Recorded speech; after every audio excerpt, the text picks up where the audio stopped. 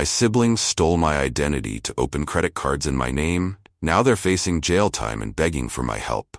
I'm 32, a guy, just a regular dude working a regular job. Nothing fancy, but it pays the bills and I don't have a ton of complaints.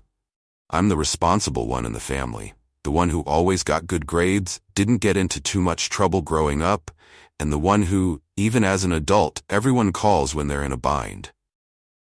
Family's family, right? You're supposed to be there for them, even when it's hard. That's what I always told myself. Then my brother, L, decided to blow up that idea, big time.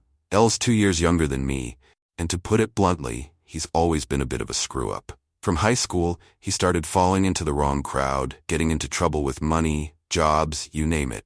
He never really got his shit together. He'd call me every few months, needing a hand with something, a couple $100 for rent, maybe to get his car fixed. And I'd help out, because, it's what you do, right? Even though deep down, I knew he wasn't going to pay me back. I figured, what's the harm? But I never thought he'd do what he did. It started a little over a year ago. I was getting these weird charges on my credit card. At first, I thought it was just fraud. I canceled the card, got a new one, and moved on. I didn't even blink. Then, a couple of weeks later, I started getting calls from credit card companies, ones I'd never even opened accounts with. They were telling me I owed them thousands. Thousands. I didn't understand what was going on. I requested my credit report, and that's when I saw it. 5 different credit cards, all maxed out, all in my name. And I'm sitting there thinking, how the hell did this happen? Then it clicked. It made sense. He knew all my personal information, birthday, social security number, all of it. He'd been staying with me on and off over the years, probably snooping through my stuff when I wasn't home. I didn't want to believe it at first. Who wants to think their own brother would pull something like that? But it was him. It had to be. So I called him. Straight up, no small talk. L, did you open credit cards in my name? There was this long pause on the other end of the line.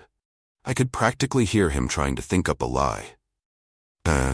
Yeah, about that, he started, already stammering. Look, man, I was in a rough spot. I was gonna pay it back. I just needed to get some things straightened out, I could barely keep my cool. What the hell, man? You maxed out thousands of dollars and you didn't think to, ask me first?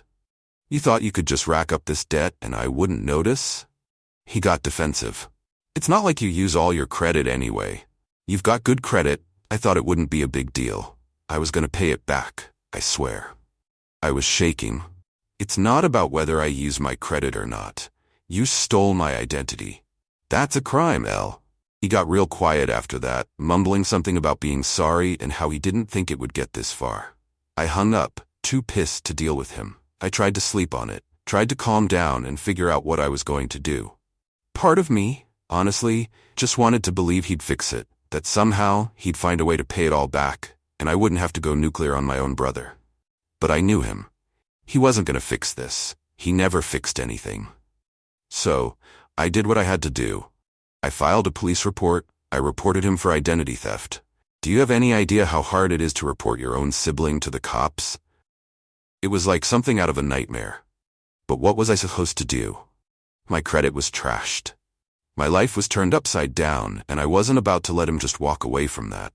The cops were surprisingly understanding, but it was clear this was serious, and L was in deep trouble. That's when the phone calls from my parents started. At first, it was just the usual concerned parent stuff. He's your brother. You can't just turn your back on him like this. But then it got worse. L had clearly gotten to them. My mom called me practically in tears. He didn't mean to hurt you, honey. He's your brother.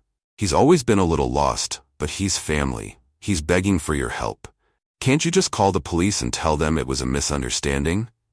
I felt my blood boiling. A misunderstanding? How was this a misunderstanding? Mom, this isn't just some mistake. He stole my identity. He took out loans and credit cards in my name and maxed them out. This isn't something I can just wave away. But he's going to jail, and you can stop it, she pleaded. He'll pay you back, I swear. He said he'd fix it. I laughed bitterly at that. Fix it? Like he's fixed every other problem in his life? "Mom, he's a grown man. He's not some kid who just made a mistake. He knew what he was doing, and now he's got to face the consequences." She started crying then, and I couldn't take it anymore. I hung up. Then, Elle started calling again. At first it was more apologies. "I'm sorry, man. I'll pay it all back. I swear. Just drop the charges, please. I can't go to jail. You don't understand. You can make this go away." But then it turned nasty when I didn't cave. He started guilt-tripping me. "You know I wouldn't let you go to jail if the roles were reversed. You're supposed to have my back, man. What happened to family comes first? You're just gonna let me rot?" I was furious. I called him out on his bullshit. "You're damn right I'm going to let you rot if it comes to that. You did this to yourself. I'm not responsible for fixing your screw-ups anymore. Going to let you rot if it comes to that. You did this to yourself. I'm not responsible for fixing your screw-ups anymore." That's when the real dirty tricks started. A week after our last phone call, I got a letter in the mail from some sketchy lawyer he'd hired. He was now claiming that I'd given him permission to use my credit. He was trying to say that I knew all along, and that this was just a misunderstanding between brothers. I couldn't believe it. He was actually trying to pin this on me, to make it seem like I'd been in on it. I called him. "No more games. Are you seriously trying to say I gave you permission to commit fraud in my name?"